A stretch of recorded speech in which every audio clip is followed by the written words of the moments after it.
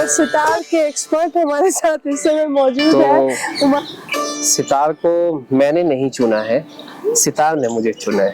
तो बड़े ही सौभाग्य की बात है कि मेरे गुरु पद्म भूषण पंडित देबू चौधरी जी रहे, जिन्होंने मुझे अपनाया और मैं भी उन्हीं के मार्ग को आगे बढ़ाते हुए जयपुर सैनिया घराना का ही एक स्टूडेंट हूँ, एक संगीत का विद्यार्थी हूँ।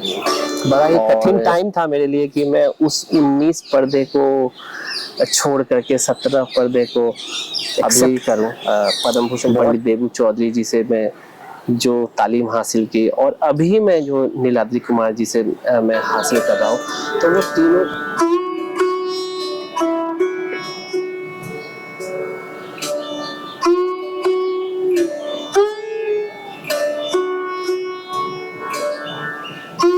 हमारे बिहार में बड़ा ही एक पवित्र त्योहार है छठ। तो छठ का 2 लाइन मैं आपको सुनाता हूँ।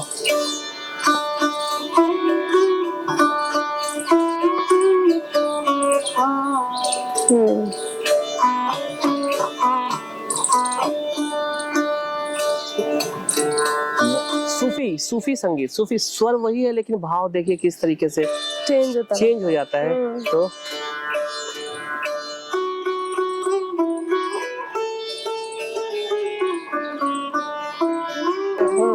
आप ट्रेडिशनल तो हमेशा रहेगा, ट्रेडिशन कभी खत्म नहीं हो सकता है, चाहे वो किसी भी संगीत का ट्रेडिशन हो या किसी चीज में भी ट्रेडिशन हो, ट्रेडिशन कभी मर नहीं सकता है। लेकिन क्या होता है, प्यारा सा राग है, राग अहिर भैरव। अहिर भैरव बहुत ही जनरली लोग आते हैं, लोग के साथ इंटरेक्शन होता है आपका, लोग आपको वाह वाह कहते हैं या क्या बात करते हैं, तो एक आर्टिस्ट उसी में खुश हो जाता है जब कोई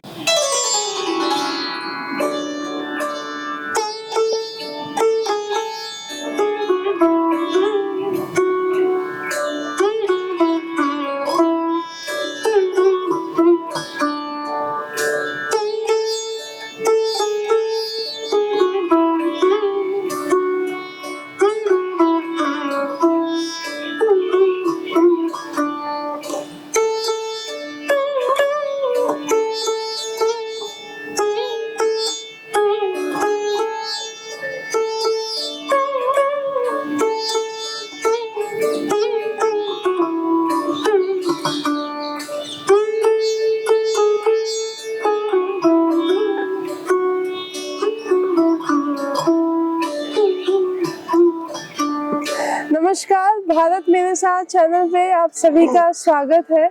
और सबसे पहले हमने राम का एक भजन सुना उमा शंकर जी से, और ये है म्यूजिक टेल्स का 3रा एपिसोड। और आज का इंस्ट्रूमेंट जो हमने चुना है वो है सितार, और सितार के एक्सपर्ट हमारे साथ इस समय मौजूद है उमा शंकर जी, और बहुत ही प्यारे भजन के साथ आज रामनवमी की शुरुआत इन्होंने करी है।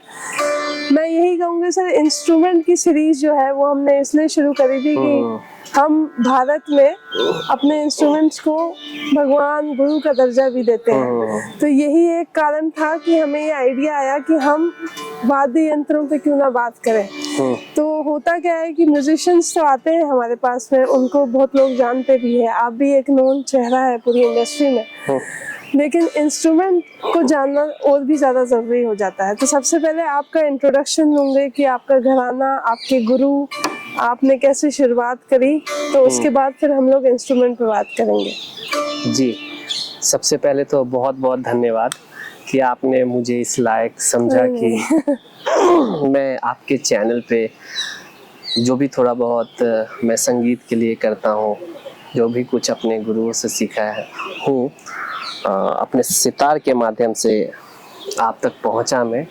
तो बहुत बहुत धन्यवाद आपका कि आपने मुझे याद किया। और जहाँ तक सवाल है सितार का, तो सितार को मैंने नहीं चुना है, सितार ने मुझे चुना है।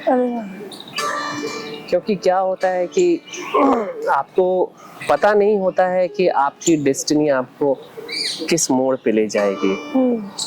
तो शुरुआत की मैं बात बताता हूँ, जब मैं छोटा था तो मुझे पता भी नहीं था कि ये कौन सा इंस्ट्रूमेंट है, ये किस तरीके से बजाया जाता है।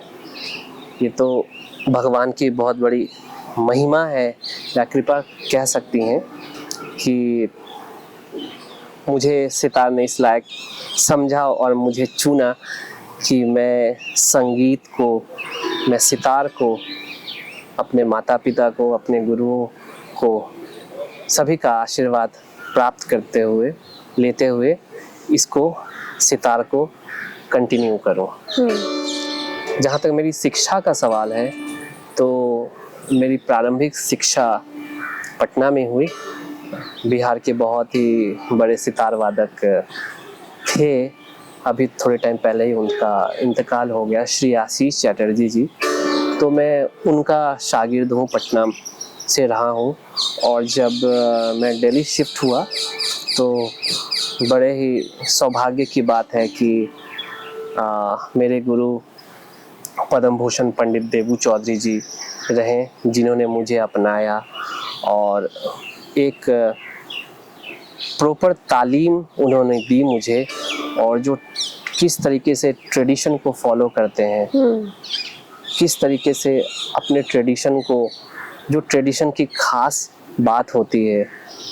हमारे गुरुजी जयपुर सेनिया घराना को उनकी सेवा करते थे, जयपुर सेनिया घराना से थे, और मैं भी उन्हीं के मार्ग को आगे बढ़ाते हुए जयपुर सेनिया घराना का ही एक स्टूडेंट हूँ, एक संगीत का विद्यार्थी हूँ।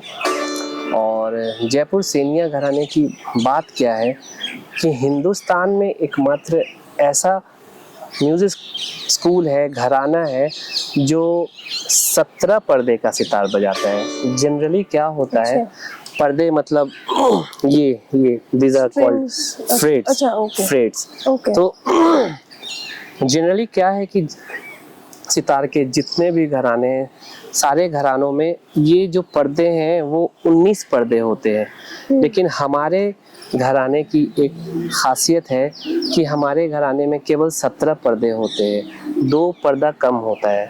अच्छा। मतलब आप इधर से ये काउंट भी कर सकती हैं, 1 2 3 4 5 6 7 8 9 10 11 12 13 14 15 16 17।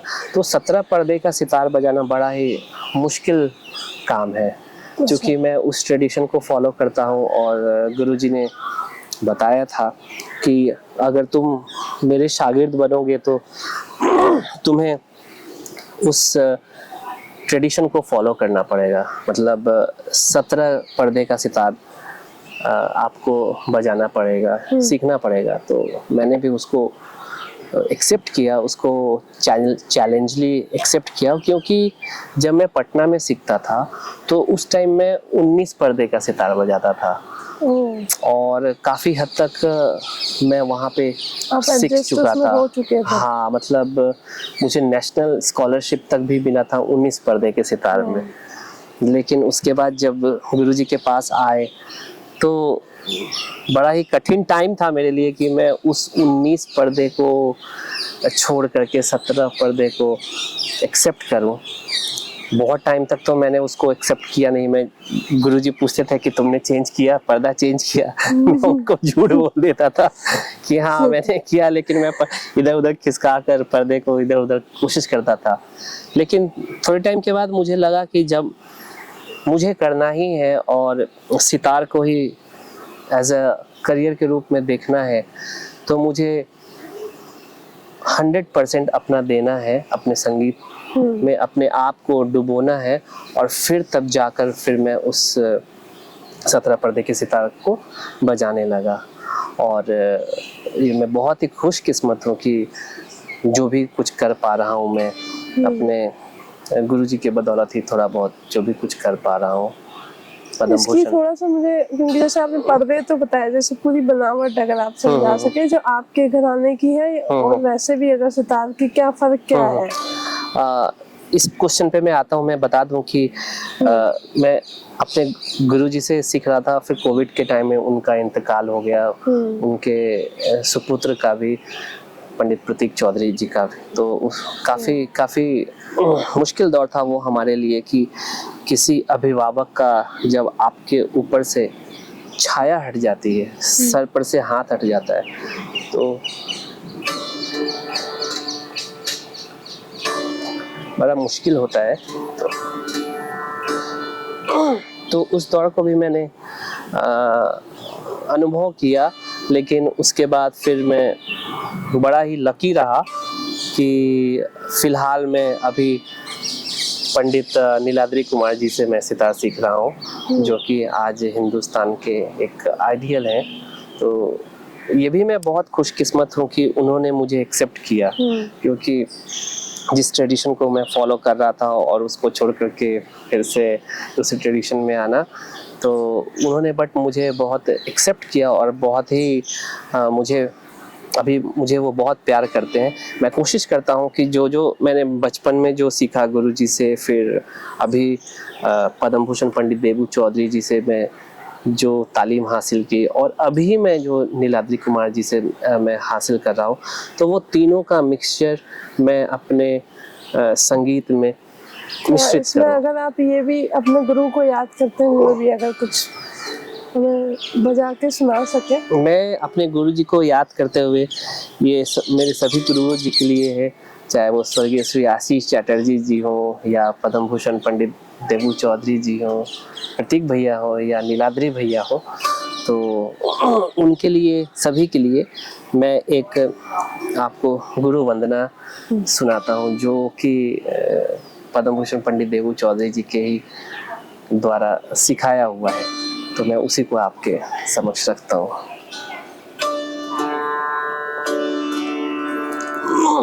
बोल हैं इसके, गुरुर ब्रह्मा गुरुर विष्णु गुरुर्देवो महेश्वरा गुरुर साक्षात परम ब्रह्मा तस्मै श्री गुरुवे नमः।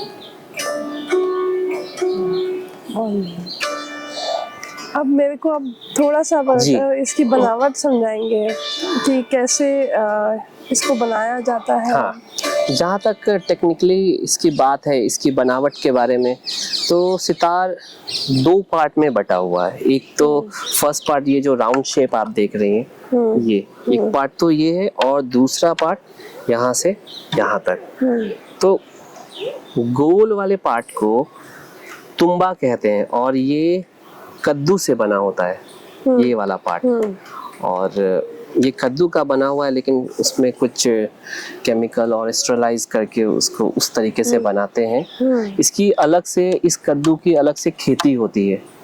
अच्छा। जी जी, ये नॉर्मल कद्दू नहीं है, ये बेसिकली सितार, तानपुरा और जितने भी वाद्य, इस तरीके के जो वाद्य हैं, वाद्य यंत्र है, उसके लिए इसकी खेती होती है। तो ये पंपकिन का पार्ट है, कद्दू का पार्ट है, इसको तुम्बा बोलते हैं।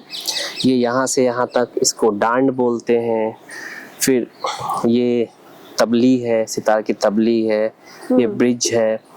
ब्रिज का बहुत इम्पोर्टेंट रोल होता है, क्योंकि पहले मैं पार्ट को बताता हूँ। ये ब्रिज हो गया, छोटा ब्रिज हो गया, ये मनका हो गया, ये सारे स्ट्रिंग्स हो गए, ये सारे पर्दे हो गए, ये सारे खूटियाँ हो गई, और ये भी तरब की खूटियाँ हो गई। तो एक जनरली इसका एक स्ट्रक्चर, ये स्ट्रक्चर है। वैसे तो बिना इन स्ट्रक्चर के सितार की तो कल्पना ही नहीं की जा सकती है, लेकिन समय समय पे हमें क्या करना होता है, इस ब्रिज की जवारी करवानी होती है और सारे स्ट्रिंग्स को चेंज करवाना पड़ता है। अच्छा। जी जी, मतलब ये एक थोड़ा सा खर्चीला वाद्य यंत्र भी है। मतलब आपको हर 2-3 महीने के बाद 8-10 हज़ार रुपया आपको खर्च करना पड़ता है इस पे।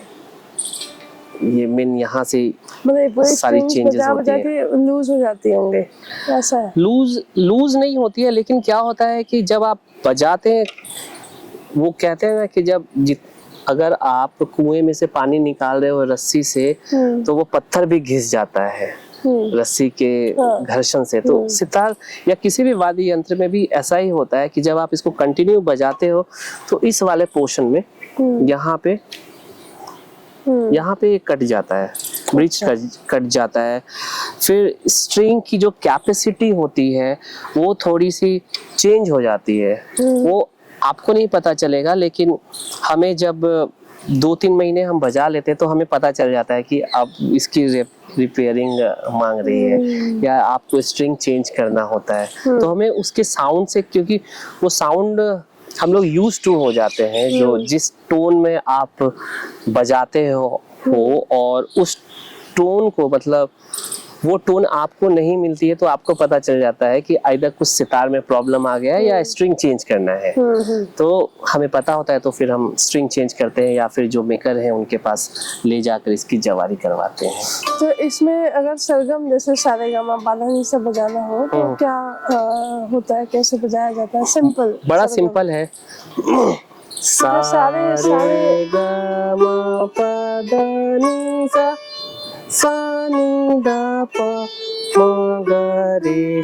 तो हारमोनियम में ऐसे सारे ऐसे ही जाता है। जितने भी संगीत की, जितने, चाहे वर्ल्ड का आप म्यूजिक ले लो या वर्ल्ड के संगीत की बात करो, कोई दूसरा स्वर नहीं है सारेगामा पधनी के अलावा।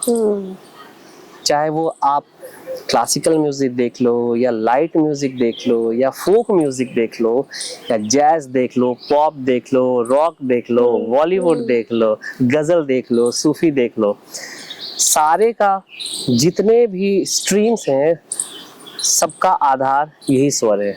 और वो भी स्वर 7 शुद्ध स्वर और 3-4 कोमल नोट और एक तीव्र स्वर, मतलब टोटल 12 स्वर। ये पूरी दुनिया का जो संगीत है, पूरे वर्ल्ड का जो म्यूजिक है, इन्हीं 12 नोट के ऊपर ही है। चाहे वो कोई भी, जैसे मैं आपको सिंपल सा कुछ 2 लाइन अलग अलग फॉर्म को सुनाकर आपको दिखाता हूँ। जैसे आप लाइट या गजल की कुछ, तो 2 लाइन में गजल की सुनाता हूँ। देखो कि स्वर वही है, लेकिन उसका रखने का अंदाज किस तरीके से चेंज होता है कि उसकी भाषा चेंज हो जाती है, वो एक अलग फॉर्म में आ जाता है। ये बड़ा ही एक पॉपुलर गजल है।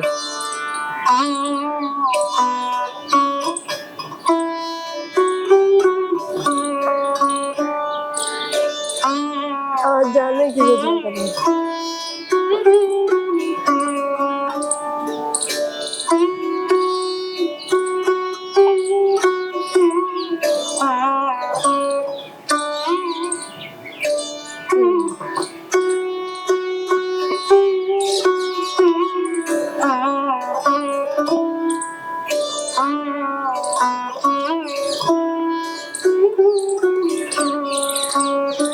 ये देख लो, स्वर वही है लेकिन भाव किस तरीके से चेंज हो गया।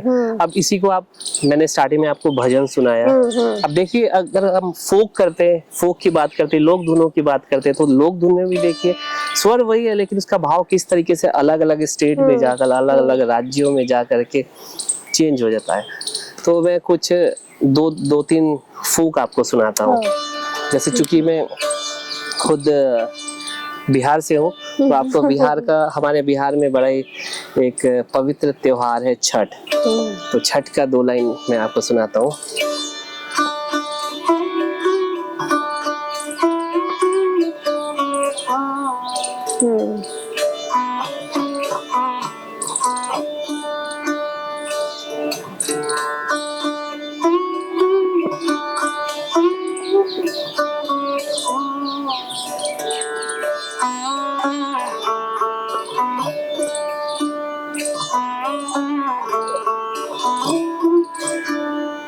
अगर हम वही यूपी में आ जाते हैं तो यूपी और बिहार का लगभग सेम है, लेकिन थोड़ी सी देखिए किस तरीके से चेंज हो जाता है।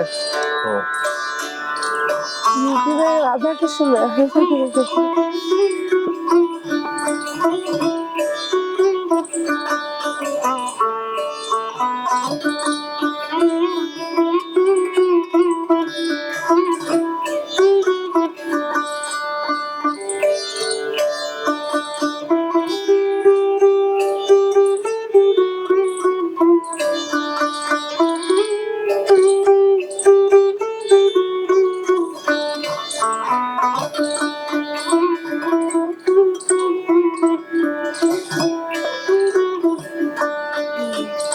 तो वही है, फोक यही है। एक और मैं अगर बात करते तो चलिए 2 लाइन पहाड़ों की भी सुना देता हूँ आप। तो पहाड़ में चलिए आसाम ले चलता हूँ आपको। आसाम के कुछ बड़ा ही हमारे भारत रत्न हुए हैं, बहुत ही उनके सारे गाने बहुत ही यूनिक से। भारत रत्न भूपेन हजारिका साहब की बहुत ही अमेजिंग कॉम्पोजिशंस हैं। तो उन्हीं की एक मैं सुनाता हूँ आपको। बड़ा ही पॉपुलर है ये, आप भी जानती होंगे इसको।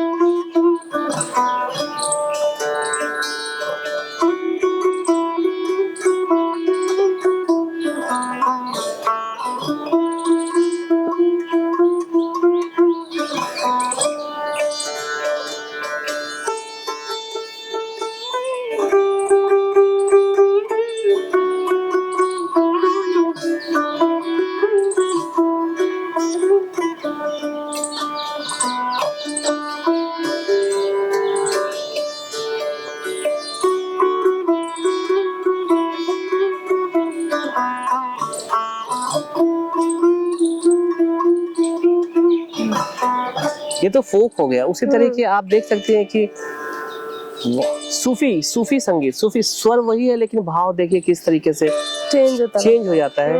तो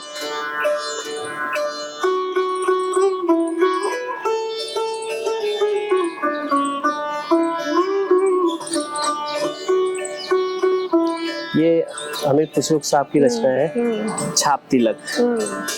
बड़ा ही प्रसिद्ध ये सूफी सॉन्ग है।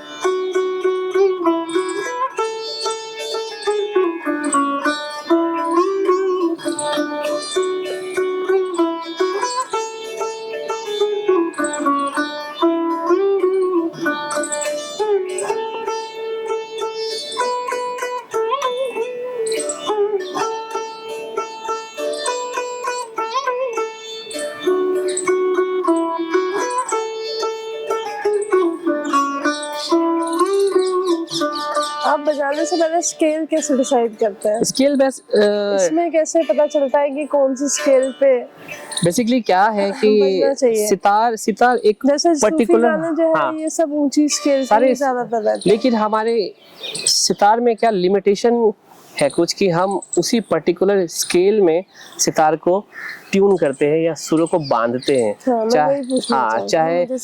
चाहे वो सी शार्प में हम ट्यून करते हैं या डी में या डी शार्प में, मोस्टली इतना सी में, सी शार्प डी शार्प तक जनरली सितार ट्यून होता है। जैसे इसके साथ कोई जैसे गा रहा है किसी स्पेसिफिक स्केल में तो उस टाइम में हमें कुछ उस समय कैसे हमें उनके अकॉर्डिंग वो थोड़ा चेंज करना पड़ता है।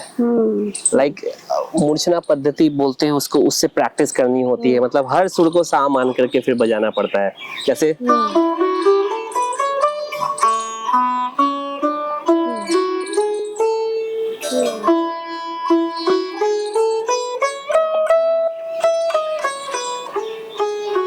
तो हर नोट से आपको फिर उस तरीके से सरगम को प्रैक्टिस करने की। और राग जैसे हम लोग बजाते हैं कोई, तो राग यमन सबसे ज्यादा।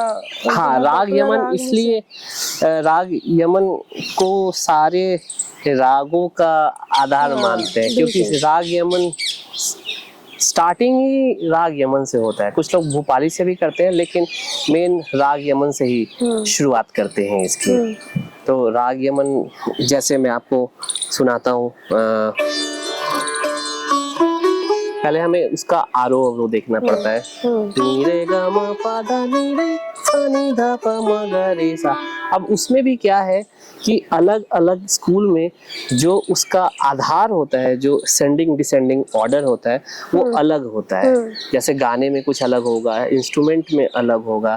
तो हम लोगों ने जिस जयपुर सिनिया घराने में जिस तरीके सीखा है, तो हमने राग यमन सीखा है नी रे गा मा पा धा नी रे सा नी धा पा मा गा रे सा। बहुत सारे घरानों में होता है नी रे गा मा पा धा नी सा नी धा पा मा गा रे सा। उसमें नी रे गा मा धा नी सा नी धा पा मा गा रे सा। तो अलग अलग स्कूल की स्वर वही है, पढ़ाई वही है, लेकिन क्या है, हर स्कूल की अपनी एक छोटी सी खासियत होती है कि इस स्कूल में इस तरीके से स्टडी किया जाता है, इस स्कूल में इस तरीके से। अब अगर हम लोग सितार को सब्जेक्ट विषय के रूप में अगर बात करें तो विषय के रूप में देखें तो वेरिएशंस भी इंस्ट्रूमेंट में काफी आए हैं पहले से अभी। हाँ, अभी तो और कंट्रोवर्शियल भी बहुत है। हाँ, कंट्रोवर्शियल भी है, लेकिन आप देखिए जहाँ पे कंट्रोवर्शियल होता है ना, मुझे लगता है कि वो कुछ अच्छे के लिए ही होता है। आप ट्रेडिशनल तो हमेशा रहेगा, ट्रेडिशन कभी खत्म नहीं हो सकता है, चाहे वो किसी भी संगीत का ट्रेडिशन हो या किसी चीज में भी ट्रेडिशन हो, ट्रेडिशन कभी मर नहीं सकता है। लेकिन क्या होता है कि आपको समय के हिसाब से आपको अपने आप को चेंज करना पड़ता है। अगर इंस्ट्रूमेंट में भी बिल्कुल बिल्कुल, अगर मैं सितार बजाता हूँ और मुझे अगर किसी छोटे बच्चे को इम्प्रेस करना है या छोटे बच्चे को अगर मुझे सिखाना है, तो अगर मैं उनके पास जाकर बोलूँ कि भाई कि बेटा ये दरबारी कानरा का गंधार है, ये भैरव ऐसे बजाया जाता है, तो शायद उनको समझ में नहीं आएगा, कुछ भी नहीं आएगा। लेकिन उनके पास अगर जाकर आप सीधा बात करो,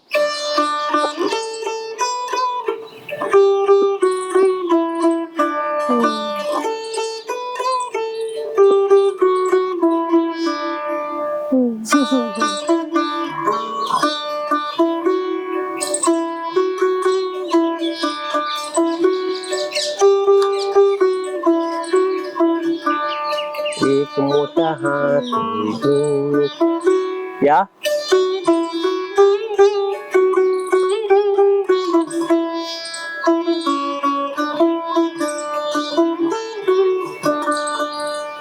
ये हम लोग के टाइम का ये बड़ा ही एक बच्चों का धारावाहिक आता था, जंगल बुक।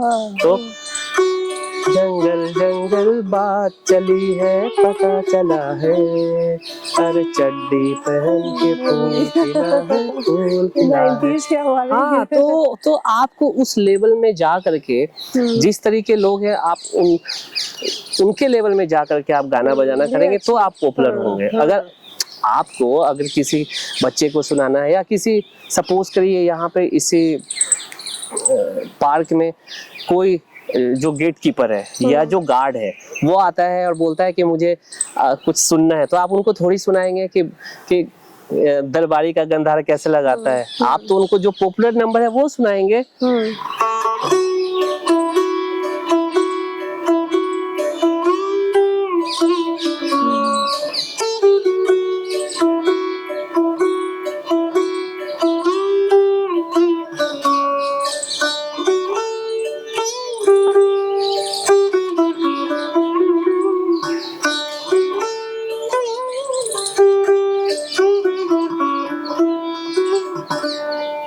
न हो के भी करीब तू हमेशा।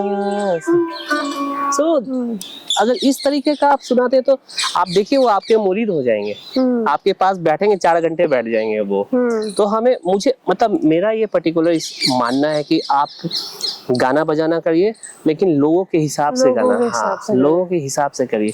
और टचवुड अभी तक मैंने देखा है कि जहाँ जहाँ भी मैं कोशिश करता हूँ, मैं हमेशा एक्सपेरिमेंट करते रहता हूँ, और मैं बहुत एक्सपेरिमेंट करता हूँ। मैं उसी पे याद थी क्योंकि मैंने सुना था, पढ़ा भी आपके बारे में, तो उसमें आप काफी सारी थेरेपीज या कुछ कॉन्सेप्ट लेके जी बहुत सारी। तो कुछ कॉन्सेप्ट में हमें बताइए कि मतलब किस तरह से आप सितार की पॉपुलैरिटी को जो है वो बरकरार रखते हैं। मैं सितार के थ्रू मेडिटेशन करवाता हूँ। ओह, हाँ जी जी जी, सितार थेरेपी करवाता हूँ, जिसमें एक मेरा कॉन्सेप्ट ही है योगानंद संगीत। योगानंद संगीत। योगानंद संगीत, अच्छा। जिसमें क्या है कि मैं स्टार्ट सितार से करता हूँ, लोगों को बिल्कुल कंसंट्रेशन पावर उनकी बढ़ाने के लिए, उनको बिल्कुल अपने इनर में जा कर के अपने आप को ढूंढने की कोशिश करने के लिए। तो वो मेरा ये कॉन्सेप्ट जो है बड़ा ही थोड़ा सा यूनिक है, जिसमें मैं साथ में ही योगा भी करवाता हूँ साथ में। अरे वाह। जी जी, मतलब योगानंद संगीत, योगा प्लस संगीत।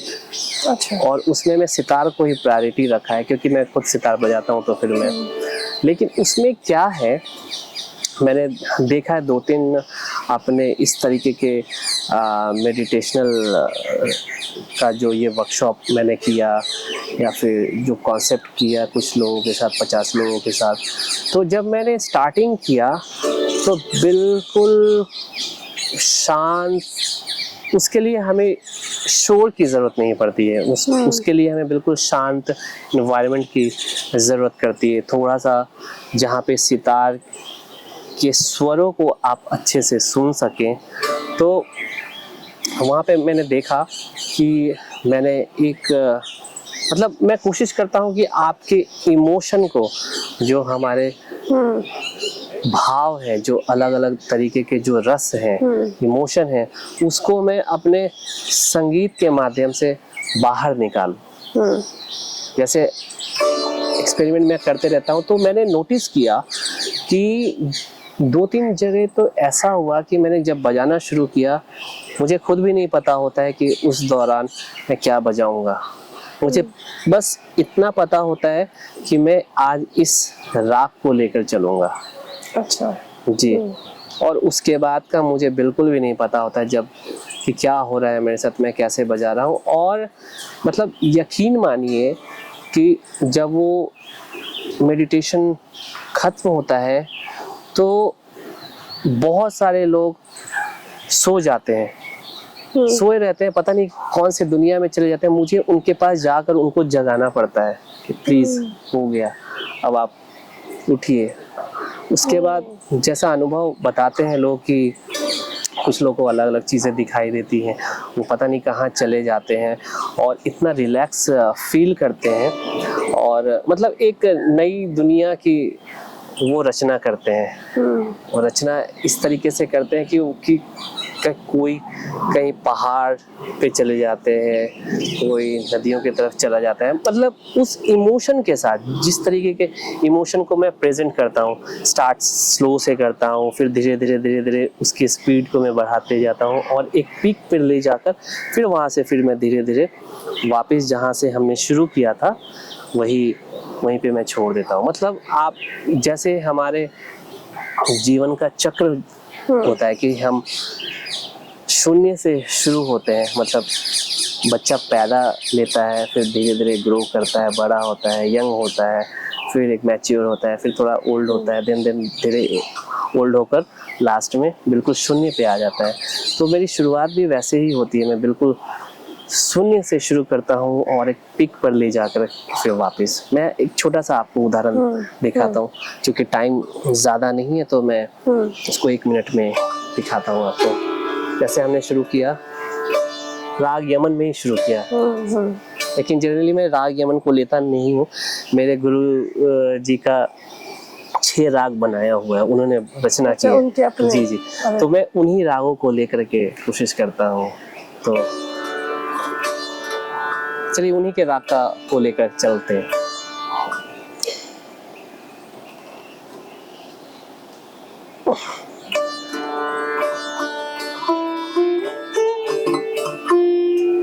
ये राग गुरु जी का है, राग शिव मंजरी।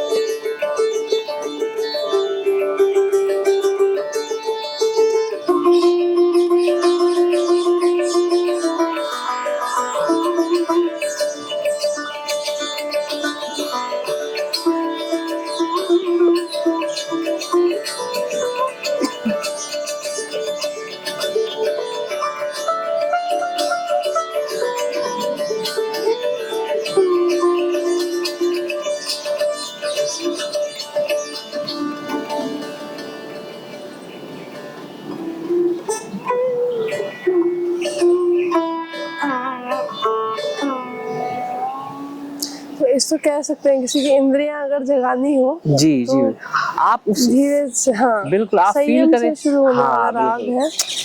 मतलब उसके बाद आप फील करेंगे कि पूरा जो इन्वायरमेंट है बिल्कुल शांत हो गया, बिल्कुल शांत हो गया।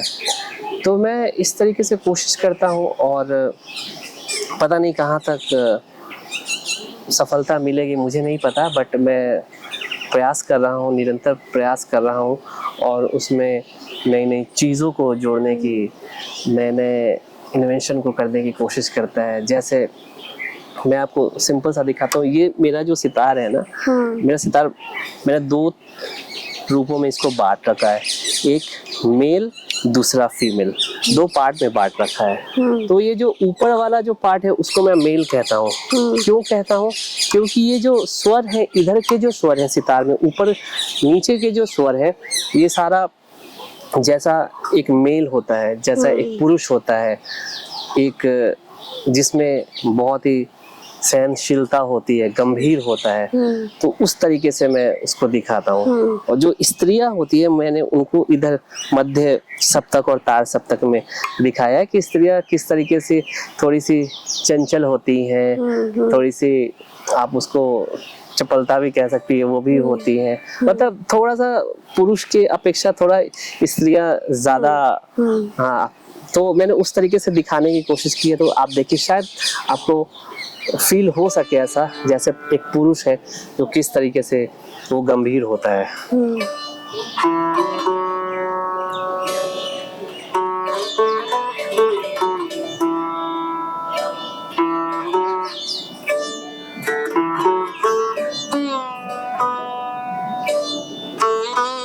जब आप उसको अनुभव करेंगे तो ऑटोमेटिक वो समझ में आएगा आपको।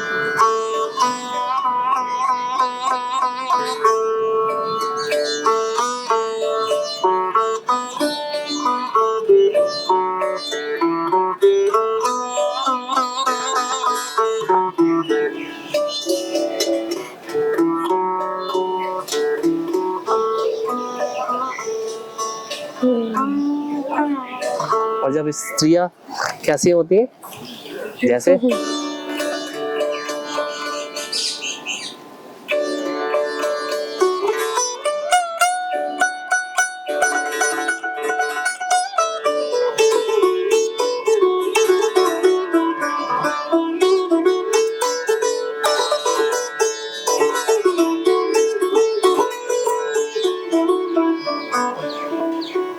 इसको कह सकते हैं स्त्रियों के बिना रौनक, रौनक हाँ, नहीं, बिल्कुल रौनक जो है वो अपने आप बचे है। बिल्कुल बिल्कुल होता ही है। जो स्त्री और पुरुष मिलते तभी आप कल्पना कर सकते हैं कि फिर वो जो संसार है, वो पूरा संसार। म्यूजिशियन होना कितना मुश्किल है आज के समय में? ये एक बड़ा ही कठिन सवाल है कि म्यूजिशियन होना कितना मुश्किल है। मुझे लगता है कि म्यूजिशियन होना बड़ा ही मुश्किल है, क्योंकि हर कोई आर्टिस्ट नहीं हो सकता, हर कोई म्यूजिशियन नहीं हो सकता। वो हमारे गुरुजी कहते हैं कि हमेशा कहते थे कि जिसके ऊपर भगवान की थोड़ी सी ज़्यादा कृपा होती है वो म्यूजिशियन होता है। क्योंकि हर कोई गा सकता है, हर कोई बाथरूम सिंगर हो सकता है, लेकिन जब आप उसको प्रॉपर तरीके से करना है उसको, और वो पूरे डेडिकेशन के साथ, पूरे तत्परता के साथ, और मतलब उसको प्रोफेशन बनाता है, तो वहाँ पे थोड़ा चेंज हो जाता है। वो प्रोफेशनल एरिया और जो इनमैच्योर जो होते हैं, वैसे म्यूजिशियन में आसमान जमीन का फर्क होता है, बहुत फर्क होता है। तो प्रोफेशनल म्यूजिशियन बनना it's not a easy task, क्योंकि अल्टीमेटली क्या है कि म्यूजिशियन जो होते हैं ना, मतलब वो छुई मुई की तरह होते हैं। हाँ, मैं तो यही मानता हूँ कि वो छुई मुई की तरह होते हैं। अगर उनको एक बार छोटी सी भी बात लग गई उनको, तो वो कितना ही आप चाहे आप कहीं पे भी बैठे वो उठ के चले जाएंगे, या वो शो करेंगे ही नहीं वो, या कितने बड़े जगह हो, या आप किसी के पास भी हो, कहाँ भी आपको परफॉर्म करना है, वो करेंगे ही नहीं। मतलब ऐसे तुनक मिजाजी होते हैं, मतलब कहते हैं कि उनका जो मूड होता है ना, हाँ, वो बड़े ही मूडियल होते हैं। आपको नहीं पता है वो कब उनका मूड चेंज हो जाएगा, वो कुछ अलग सा कर जाएंगे, और कभी ऐसा होगा कि जब उनका मूड नहीं होगा तो वो बजाएंगे ही नहीं, छुएंगे भी नहीं कि आज मूड नहीं हो रहा है, छोड़ो। इनफैक्ट हम लोग के साथ भी होता है कि जब हम लोग प्रैक्टिस करते हैं तो अगर प्रैक्टिस करते करते अचानक कुछ डिस्टरबेंस हो गया, या कोई आ गया, या कुछ फोन बज गया, अभी आजकल तो फोन बज जाता है, तो फिर उस टाइम क्या होता है कि आप बिल्कुल ही जो आपका कंसंट्रेशन रहता है, आप बिल्कुल कंसंट्रेट होकर के अपना रियाज करते हो, प्रैक्टिस करते रहते हो, या कुछ करते रहते हो, कॉम्पोजिशन करते रहते हो, लेकिन अचानक से ये सारी जो बाधाएं आती है तो आप डिस्ट्रैक्ट हो जाते हो। उसके बाद लगता है कि छोड़ो यार, अब आज करेंगे ही नहीं। मेरे साथ तो बहुत होता है, बहुत होता है। तो उस टाइम क्या होता है, फिर मूड ही नहीं बनता है। उसको बोलते हैं ना, पाग रसोइया, ऐसा कुछ एक कहावत है लोगों की कि हाँ, हर दिन अच्छा खाना नहीं बनता है, तो वही मूड के ऊपर, हर चीज में मूड है आप। बट हाँ, ये है कि संगीत में मूड बहुत, संगीत में और संगीतकारों का जो मूड होता है थोड़ा सा अक्खड़ टाइप के होते हैं, तो वो लोग। नहीं, आप तो नहीं दिखते आखिर। नहीं, मैं इसलिए नहीं दिखता हूँ, हालांकि मैं हूँ बहुत मूडी हूँ मैं भी। जब मेरा मूड होगा तो फिर मैं बिल्कुल, लेकिन जनरली मेरे साथ क्या होता है कि मुझे गुस्सा कम आता है। जी, मुझे गुस्सा कम आता है, लेकिन जब मैं आता है तो मैं बहुत ज्यादा शोर नहीं करता हूँ। हाँ, अगर गुस्सा आता है तो मैं अपनी वाइफ के ऊपर गुस्सा नहीं करता हूँ, लेकिन वो गुस्सा भी होता है बिल्कुल क्षणिक सा होता है, 1 मिनट 10 मिनट का होता है, उसके बाद फिर मैं नॉर्मल हो जाता हूँ। लेकिन हाँ, जब आपके मन मुताबिक, या अगर आप किसी प्रोग्राम में जा रहे हो, या आपके मन के हिसाब से बहुत सारी चीजें नहीं होती हैं, कभी साउंड नहीं मिलता है उस तरीके से, या स्टेज नहीं मिलता है, तो आप कभी कभी, क्योंकि आपने कमिटमेंट किया हुआ है किसी के साथ, तो आपको करना तो पड़ेगा। अगर कमिट कर दिया तो वो हमारे लिए बहुत बड़ी बात होती है कि हमने अगर किसी को कमिटमेंट दे दिया कि ये शो आज हम, हालांकि ये जो कमिटमेंट होता है किसी बॉन्ड जैसा साइन नहीं होता है। अभी मैं उस लायक नहीं हुआ हूँ कि मैं उस बॉन्ड को साइन करके परफॉर्म कर सकूं, लेकिन जुबान की बहुत ज्यादा वैल्यू होती है। आप जो बोलते हैं, या आपने कमिटमेंट कर दिया कि हाँ, मैं आज इतने बजे यहाँ आऊँगा तो मैं आऊँगा, 100% आऊँगा, तो ये सारी चीजें मूड के ऊपर होती है। तो आखिरी सवाल आपसे ये लेना चाहूंगी कि सितार जो है, बहुत सारे कॉन्सर्ट्स हम लोग देखे हैं इस समय पे, सितार कम दिखाई देता है, अगर मैं सही हूँ तो शायद, ठीक है, ऐसा है कि मतलब कि कम है मतलब इस समय पे, क्योंकि नहीं, सितार कम, ज्यादातर तानपुरा को रख दिया जाता है, लेकिन सितार को मैं मैक्सिमम कम देखती हूँ, मतलब मैंने जितना ऑब्जर्व किया है। नहीं, सितार को आपने कम इसलिए देखा होगा, 2 बातें हैं इसमें। एक तो कि आप सितार के कॉन्सर्ट में कम गई होंगी, ठीक है। दूसरा ये कि जहाँ तक तानपुरे की बात है, तो बेसिकली तानपुरा और सितार में आसमान जमीन का फर्क है। तानपुरा बेसिकली वोकलिस्ट यूज करते हैं, गाने के लिए यूज होता है, और वो एकम्पनीमेंट पे होता है, वो साथ में बैठ करके उसको सपोर्ट के लिए होता है। लेकिन ये जो इंस्ट्रूमेंट है, ये लीड इंस्ट्रूमेंट है। ओके, ये गाने के साथ मतलब जो है, हाँ, गाने के साथ संगत होता है। जैसे बहुत लोग गाने के साथ, क्लासिकल में भी अलग अलग कॉन्सेप्ट होते हैं, जैसे लाइट म्यूजिक होता है, कोई भजन में सितार बजवाते हैं, या फिर गजल में सितार बजवाते हैं, फिल्मी गाने में सितार बजते हैं। लेकिन मैं एकम्पनीमेंट नहीं करता हूँ। एकम्पनीमेंट इन सेंस कि मैं गजल के साथ नहीं बजाता हूँ, या मैं भजन लीड पे मैं जी मैं एज ए सोलोइस्ट अपने आप को उस तरीके से रिप्रेजेंट करता हूँ। तो इसलिए फिर आप सोलो सितार के कॉन्सेप्ट में जाइए तो आपको नजर आएगा कि बहुत लोग आते हैं जो सितार को सुनने के लिए आते हैं। हाँ, और मोस्टली क्या होता है कि इनफैक्ट अभी इन दिनों तो सितार बहुत ही ज्यादा पॉपुलर हो रहा है अभी तो, हाँ, बहुत ज्यादा अभी। और इंडिया में एकमात्र इंस्ट्रूमेंट आपको नजर आएगा जो सबसे ज्यादा पॉपुलर हो रहा है वो सितार ही है। हर जगह आप देखेंगे चाहे वो, और मुझे तो लगता है कि कोई भी जो गाना है, या कोई भी कॉन्सेप्ट है, या कॉन्सर्ट है, या कोई भी कार्यक्रम है वो बिना सितार के अधूरा है। अधूरा है। हाँ, अधूरा है। सितार बोलते हैं ना कि मतलब अधूरा आप कह सकती हैं, क्योंकि अधूरा तो नहीं कह सकती हैं लेकिन कह भी सकती हैं। हाँ, दोनों बातें हैं दोनों इसमें। बातें। जी, दोनों बातें हैं इसमें। तो अब मुझे शो के आखिरी में आप बिल्कुल मतलब शास्त्रीय संगीत से जुड़ा हुआ कोई राग ऐसा जो आप हमें बजा के सुना सके, क्योंकि हम लोग चैनल पे ज्यादा उसी को टच करते हाँ, हैं। ठीक है। तो चूंकि क्या तबला तो है नहीं, तो तभी मैं अभी सुबह का टाइम है, तो हमारे भारतीय संगीत में समय का बहुत ही ज्यादा महत्व दिया जाता है। तो सुबह का एक राग है, बहुत ही अच्छा राग अहिर भैरव, तो 2 लाइन ज्यादा। और उसके साथ एक और चीज चाहूंगी मैं आपसे, जी, क्या रौद्र रूप में कोई चीज सितार में बजाई जाती है, जैसे शिव का अगर दिखा सकते हैं, दिखाने के लिए तांडव हो या बिल्कुल वैसा बिल्कुल। तांडव, वो तांडव तो बेसिकली वो सारा वर्डिंग्स में है, लेकिन आप उस इमोशन को सितार दिखा में सकते कैसे, हैं। हाँ, इमोशन को दिखा सकती है, तो आपको मैं इमोशन वो दिखा देता हूँ थोड़ा सा, कि अलग अलग, इनफैक्ट मैं आपको इमोशन दिखा देता हूँ 2-3। जैसे आपने कहा रौद्र रूप, क्योंकि मैं थिएटर म्यूजिक भी करता हूँ, तो जी, तो दिखाने के लिए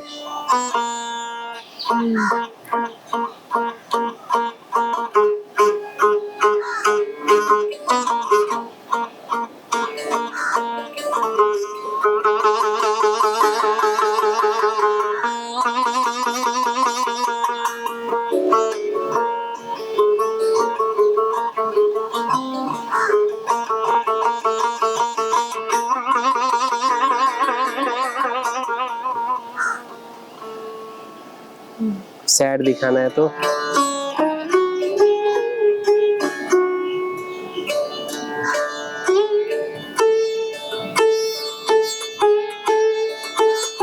ऐसा कुछ हम रामायण में सुनते थे उस समय पे।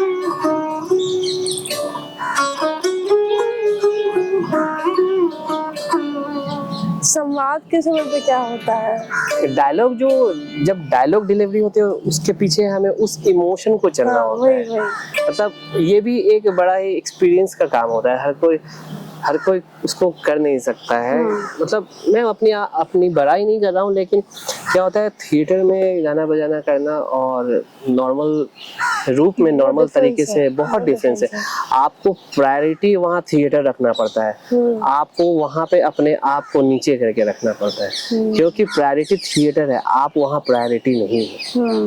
वो प्ले इम्पोर्टेंट है, आपका सितार वहाँ इम्पोर्टेंट नहीं है। इम्पोर्टेंट है वो जो इमोशन को कह रहा है, जो एक एक्टर या एक्ट्रेस जो उस इमोशन को कह रहा है या कह रही है, तो उस इमोशन को, उस संवाद को आप अपने स्वर को किस तरीके से दिखाओगे जो वो पूरा एक समा बांध दे। मैंने आपसे पूछा था, एक तो रौद्र रूप आपने बताया, जी जी जी, और उसके अलावा अब कोई क्लासिकल राग जो आप हमें सुनाना चाहे। एक राग आपने गुरुजी की बताई है। हाँ, मैंने 2-3 राग अभी तक आपको सुना दी है। हाँ। और इनफैक्ट जो स्टार्टिंग में मैंने फोक धुनें भी सुनाई, उसमें भी कुछ राग थे। तो सारा म्यूजिक तो राग पे ही है, बस आप स्वरों को थोड़ा इधर उधर कर देते हैं। कोई इनोवेशन हो?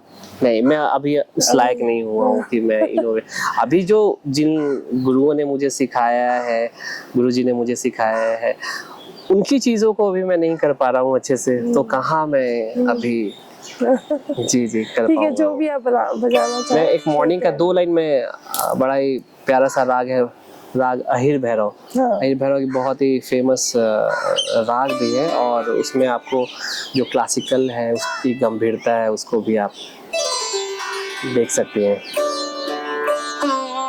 और एक बात और कि इस राग पे बहुत सारे फिल्मी संगीत भी हैं इसमें, तो मैं आपको पहले क्लासिकल सुनाता हूँ फिर।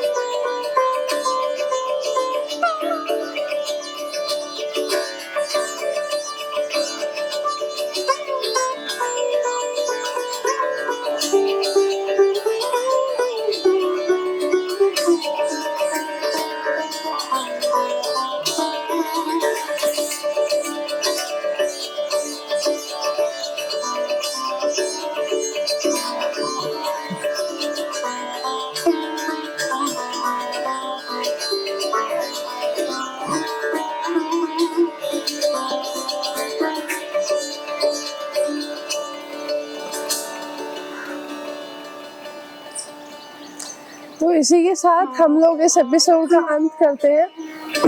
आखिरी में जब मैंने आपको बजाते हुए सुना तो मुझे ये लगा कि आपका अटैचमेंट इस इंस्ट्रूमेंट के साथ कितना है, और यही मुझे लगता है आपके सबसे ज़्यादा अचीवमेंट को मैं देखती हूँ कि अगर आप इंस्ट्रूमेंट से के साथ में आपके जब भाव जुड़ते हैं, आप प्रेम करते हैं, तभी आप इतना अच्छा बजा सकते हैं। सर सही हूँ मैं? नहीं, मैं वैसे अच्छा नहीं बजाता हूँ। जी, मैं बहुत अच्छा नहीं बजाता हूँ, लेकिन मेरी कोशिश होती है कि अगर मैं इतना भी बजाऊँ, थोड़ा भी बजाऊँ, जी, तो पूरी ईमानदारी से मैं बजाऊँ। हाँ, वही डेडिकेशन। जी, क्योंकि क्या होता है, चाहे वो कोई भी काम करे, नॉट ओनली इन म्यूजिक, मैं एवरी वॉक ऑफ लाइफ की बात कर रहा हूँ कि अगर इस मैसेज को आप ऑडियंस को देखते हुए बताइए। जी, ये ईमानदारी होना बहुत ज़रूरी है, चाहे आप वो कोई भी काम करते हो। मैं म्यूज़िक को इसलिए मानता हूँ क्योंकि मैं इस इंस्ट्रूमेंट को बजाता हूँ, और इसी सितार के माध्यम से लोग मुझे जानते हैं, और मेरी पूरी लाइफ जो है सितार को ही डेडिकेटेड है। जितना मैं करता हूँ या जो भी मैं प्रोफेशनली करता हूँ, या इनफैक्ट जीवोपार्जन की बात जब आप करते हैं तो प्रोफेशनलिज्म की बात करते हैं या घर चलाने की बात करते हैं, तो सारी रिस्पॉन्सिबिलिटी जो है सितार की है। मेरी रिस्पॉन्सिबिलिटी है कि मैं पूरी ईमानदारी से अपने काम को करूं, या जो भी थोड़ा बहुत मुझे जो आता है उसको पूरी निष्ठा के साथ और पूरे मन के साथ और पूरे तत्परता के साथ और डेडिकेशन के साथ इसको करूं। जी, और मेहनत भी बहुत ज़्यादा होती है म्यूजिशियंस की लाइफ में, तो मुझे लगता है बहुत हार्ड वर्क है। अपने आप को जी कह सकते सर्वाइव हैं। करना, जी अपने आप को इस साथ में इंस्ट्रूमेंट को लेके भी एक जिम्मेदारी होती है कि सही से बजाना भी है, तो एक स्ट्रेस लेवल भी एक होता है। स्ट्रेस लेवल ऑब्वियसली, अगर आप के अंदर जब फ्रस्ट्रेशन नहीं आएगा तो फिर आप नए संगीत की रचना कैसे करेंगे? नए म्यूजिक की रचना कैसे करेंगे? क्योंकि क्या होता है, फ्रस्ट्रेशन तो आता है, जरूर आता है, और मुझे भी आता है।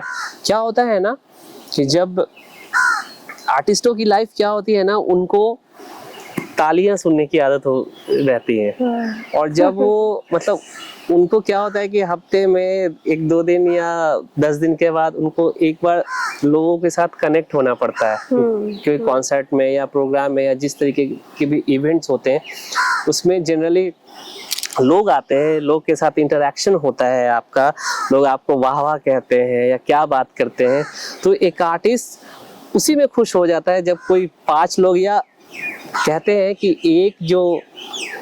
एक जो ऑडियंस होती है वो 100 ऑडियंस के बराबर होती है, जो एक अच्छी ऑडियंस होती है। तो अगर मेरे सामने 50 लोग बैठे हैं और उसमें एक कोई बंदा आकर बोल क्या बात है वशंकर जी, आपने बहुत अच्छा बजाया, तो वो मेरे लिए वो उन 50 से ज्यादा मायने रखता है। फिर आप उसी को देख के ही बजाएंगे। जी।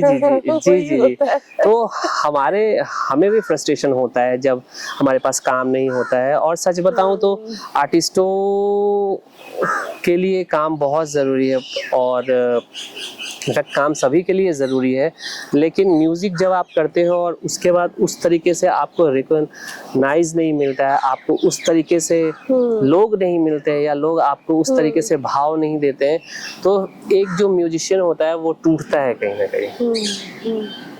जी, और तो बस मैं तो यही मानता हूँ कि आप पूरी लगन से आप अपना काम करते चलिए, बाकी देखने वाला ऊपर वाला है।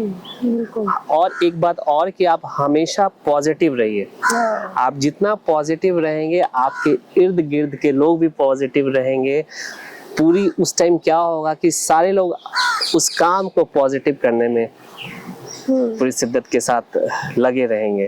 तो ऑलवेज बी पॉजिटिव, हमेशा हंसते रहिए, मुस्कुराते रहिए, और हमेशा सकारात्मक सोच के साथ रहिए, और पॉजिटिव हमेशा बना रहिए। हाँ, तो इसी के साथ हम इस एपिसोड का अंत करते हैं। तो जैसा इन्होंने कहा सर ने कि संघर्ष होता है, फ्रस्ट्रेशन होती है, तभी नया म्यूजिक पैदा होता है।